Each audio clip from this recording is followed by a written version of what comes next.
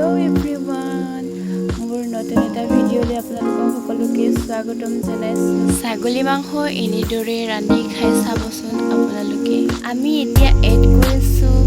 হালধি নিমখ জলকীয়া আৰু মিক্সিত দিয়া মছলা জালুক জিৰা আৰু মিঠি গুটি একেলগে মিক্স কৰিছিলো মই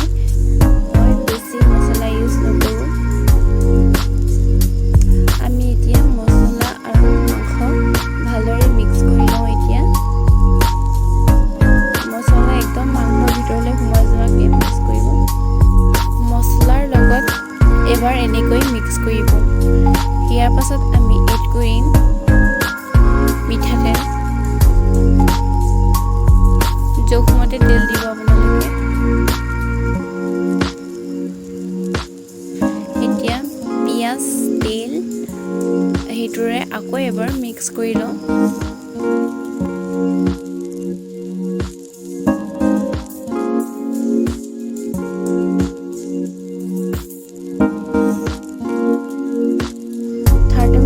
আপোনালোকে মেৰিনেট কৰি ৰাখিব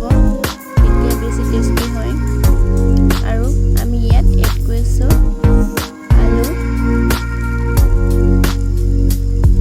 আলু আপোনালোকে ভালদৰে এনেকৈ মিক্স কৰিব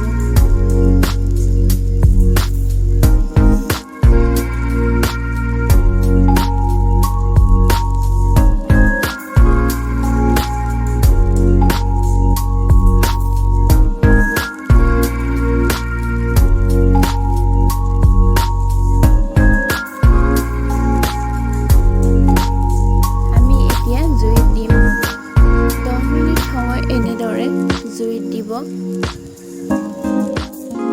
10 মিনিট হৈ গৈছে এতিয়া আমি চেক কৰি চাই লওঁ ভালদৰে লৰাই ল'ব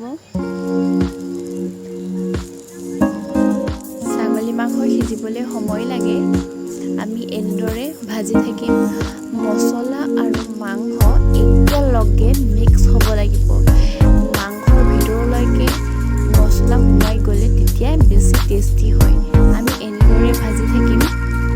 আৰু চাওক এয়া তেল এৰি দিছে আৰু মাংস এৰি দিছে তেল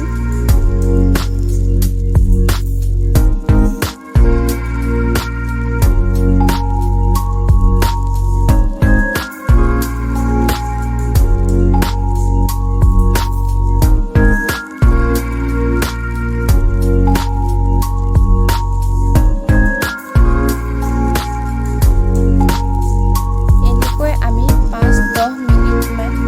ঢাকি ৰাখিম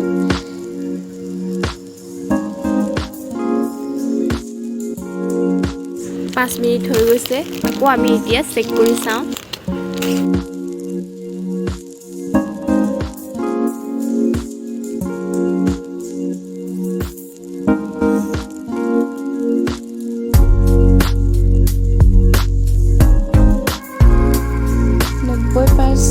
আমাৰ সিজি গৈছে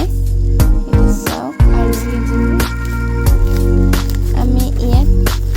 আপোনালোকৰ জোখমতে পানী এড কৰিব মই ইয়াত 3 বাটি ইউজ কৰিছোঁ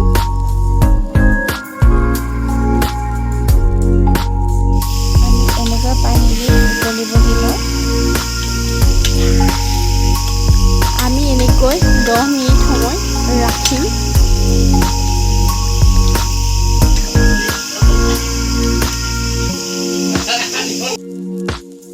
আমাৰ মটন কাৰী তৈয়াৰ হৈ গ'ল চাওক ইমান ধুনীয়া লাগিছে কি যে টেষ্টি খাবলৈ আপোনালোকে প্লিজ এনেকৈ এবাৰ বনাই খাই চাব ধন্যবাদ।